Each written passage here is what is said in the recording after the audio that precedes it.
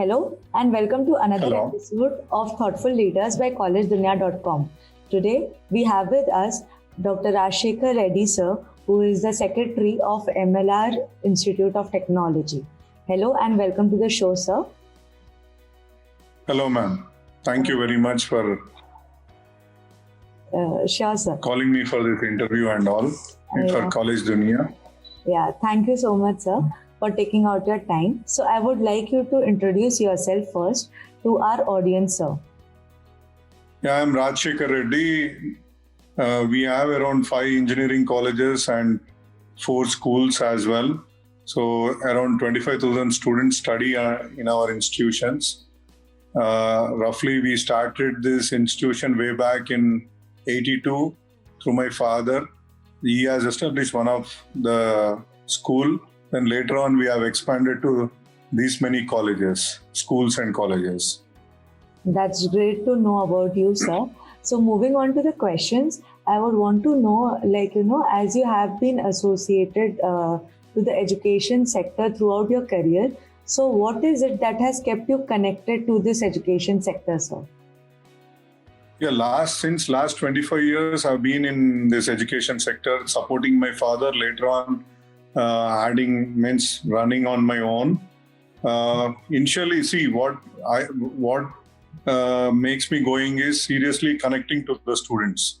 See, connecting the students, talking to them at regular intervals, every day meeting them, sort of like that, taking inputs from them, and basically thinking like a parent itself, not like a academician or a institute director, rather than a parent. If a parent sees, it means, I want to say, if a parent thinks that this is what institute should provide, this is how basically I think and regularly interact with the student. This is how I go on doing this, ma'am. That's really great to know. Sorry, Pardon? That's really great to know, sir, that you think like a parent, and that is what every student would obviously think of. So moving on, sir, being the Secretary of MLR Institute of Technology, Hyderabad, what is your philosophy of leadership, sir? How do you describe your leadership style? Yeah, as I earlier said, see, connecting to the students, basically, see, I'll know the problems, whatever they have in an institute, like whether they are liking the teaching or not, whatever is happening in the labs. So this is how I come to know what exactly is going in now in my institution. At the same time, then discussing all these things with the faculty also. And basically, there is no hierarchical system to connect to me. They can just walk into my room so that I can discuss their problems there and then and there itself. That is the biggest, that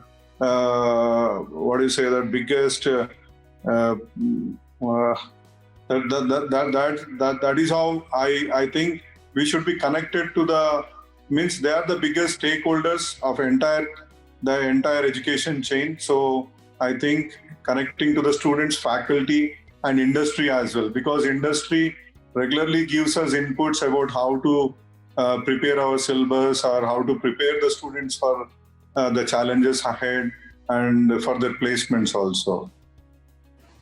Definitely, sir. So in regards with the same only, sir, how does the curriculum of MLRIT Hyderabad ensure that it is the best practice of the industry? See, basically, we have this industry personals in our board of studies regularly.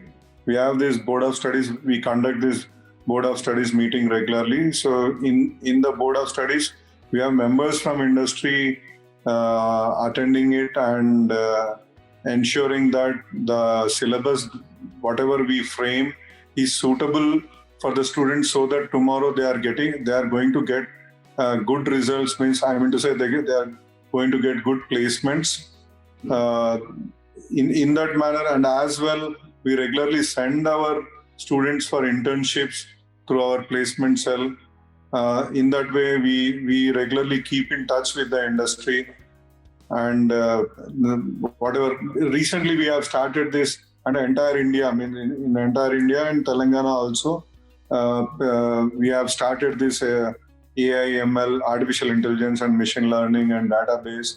These are the new courses that has been given by AICT, which we are also starting this year. We have taken the help of EPAM and Infosys for preparation of syllabus as well as training our faculty to teach the students. So in that way, we are in touch with the industry so that students get maximum benefit out of it. That's really great to know, sir. With these emerging technologies, I'm pretty sure that the students would also want to learn more about all of these, like AI, ML, and all. So, moving on, sir, what would be the institute's top priority over the next 5 years? Yeah, now placements is not a problem, but we are aiming for some niche placements for our. So, niche placements is one area in which we are now focusing. That means we are attempting to crack the placement scenario of companies giving 20 to 30 lakhs. 20 to 30 lakhs bracket. We want our students to be placed in those areas. So for that, we are giving our students special training for that. So so far we are succeeded in getting some good,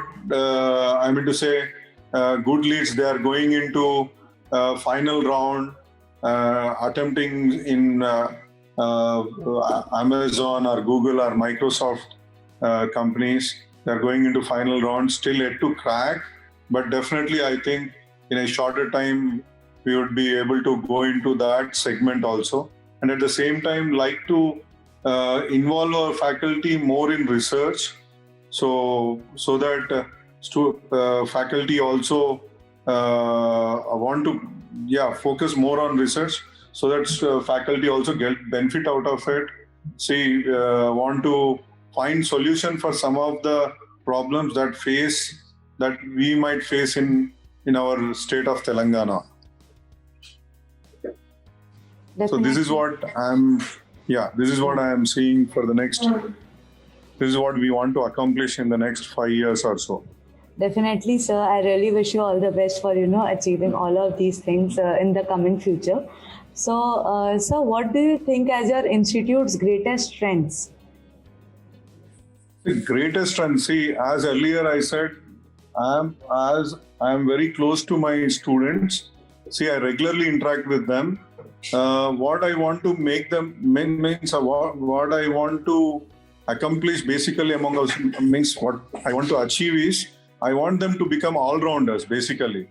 They should not stick to one area like only academics, no other activities. I don't want that to happen to my students. I want my student to be an all-rounder basically.